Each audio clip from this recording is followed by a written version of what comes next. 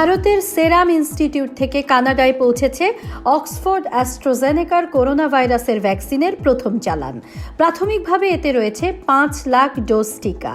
যদিও কারা এই টিকা পাবেন তা নিয়ে দ্বিধায় রয়েছে কর্তৃপক্ষ, কারণ সব প্রাপ্তবয়স্কদের জন্য স্বাস্থ্য বিভাগ সুপারিশ করলেও জাতীয় উপদেষ্টা কমিটি বলছে 65 বা তার বেশি বয়সীদের টিকা না দিতে। টরন্টোয় 2018 সালের এপ্রিলে ভিড়ের মধ্যে গাড়ি চালিয়ে দিয়ে 10 পথচারীকে হত্যার ঘটনায় অ্যালেক মিনাসিয়ানকে দোষী সাব্যস্ত করেছে আদালত। এই হামলায় আরও 16 জন আহত হন। মিনাসিয়ান হামলার কথা স্বীকার করেছেন, কিন্তু তার আইনজীবীরা আদালতে দাবি করেন কোনো অপরাধমূলক উদ্দেশ্য নিয়ে তিনি এই ঘটনা ঘটাননি।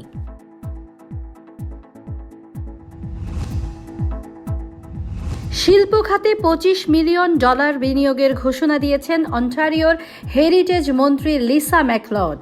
তিনি আরও জানান, ওই অর্থের মধ্যে 24 মিলিয়ন পাবে 140টি শিল্প সংস্থা এবং বাকি 1 মিলিয়ন সরাসরি শিল্পীদের হাতে যাবে। ধারণা করা হচ্ছে এই অর্থ করোনায় ক্ষতিগ্রস্ত সাংস্কৃতিক খাতকে পুনরুজ্জীবিত করবে।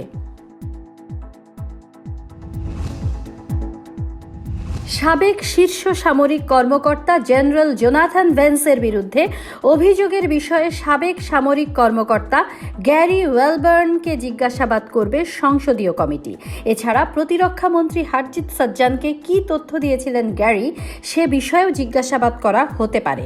একই সময়ে ভেন্সের বিরুদ্ধে অভিযোগ নিয়ে লিবারেল সরকারের পদক্ষেপ নিয়েও তদন্ত করবে কমিটি।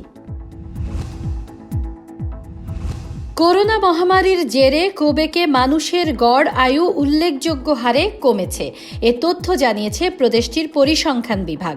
এতে বলা হয়, গেল বছর পুরুষের গড় আয়ু ছিল 80.6 বছর, যা আগের বছরের তুলনায় 5 মাস কম। তবে নারীদের ক্ষেত্রে 8 মাস কমে গড় আয়ু হয়েছে 84 বছর।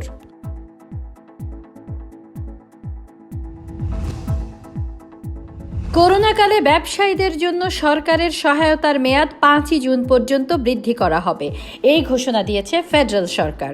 এর মধ্যে রয়েছে কানাডা এমার্জেন্সি ওয়েজ সাবসিডি এবং কানাডিয়ান এমার্জেন্সি রেন্ট সাবসিডি সহ বেশ কিছু সুযোগ সুবিধা। যতদিন করোনা মহামারী থাকবে ততদিন প্রয়োজনীয় সেবা প্রদান করা হবে বলে নিশ্চয়তা দিয়েছেন প্রধানমন্ত্রী জাস্টিন ট্রুডো। অন্টারিওতে করোনা ভাইরাসে আরও 17 জনের প্রাণহানি হয়েছে। এ নিয়ে প্রদেশটিতে মৃতের সংখ্যা 7,000 ছাড়ালো। এ পর্যন্ত আক্রান্ত হয়েছেন 3 লাখেরও বেশি মানুষ। এর মধ্যে সবচেয়ে বেশি টরন্টোতে। তবে ইতিমধ্যে সুস্থ হয়ে উঠেছেন 2,86,000-এরও বেশি মানুষ। যদিও দুশ্চিন্তার কারণ হয়ে দাঁড়িয়েছে করোনার নতুন ধরন। মিয়ানমারে সামরিক অভ্যুত্থান বিরোধী চলমান বিক্ষোভে পুলিশের গুলিতে একদিনে 4 শিশুসহ প্রাণ হারিয়েছেন 38 জন। বিক্ষোভ শুরুর পর একদিনে এটাই সর্বোচ্চ মৃত্যুর ঘটনা। এর মধ্য দিয়ে অভ্যুত্থান বিরোধী বিক্ষোভে মৃতের সংখ্যা 50 ছাড়িয়ে গেছে। চলমান সংকট অবসানের জন্য মিয়ানমারকে চাপ প্রয়োগের একদিনের মাথায় এ ঘটনা ঘটল। ঢাকার সম্মিলিত সামরিক হাসপাতালে চিকিৎসাধীন অবস্থায় মারা গেছেন প্রধানমন্ত্রীর রাজনৈতিক উপদেষ্টা এইচ.টি. ইমাম। মৃত্যুকালে তার বয়স হয়েছিল 82 বছর। তিনি বার্ধক্যজনিত নানা রোগে ভুগছিলেন। এইচ.টি. ইমাম 2014 সাল থেকে প্রধানমন্ত্রীর রাজনৈতিক উপদেষ্টার দায়িত্ব পালন করে আসছেন।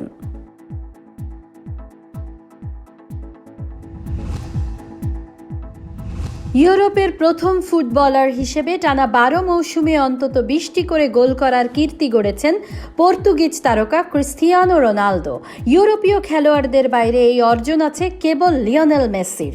5 বারের বর্ষসেরা রোনালদো ইংলিশ প্রিমিয়ার লিগের সর্বোচ্চ গোলদাতার পুরস্কার গোল্ডেন বুট জেতেন 2007-2008 সালে।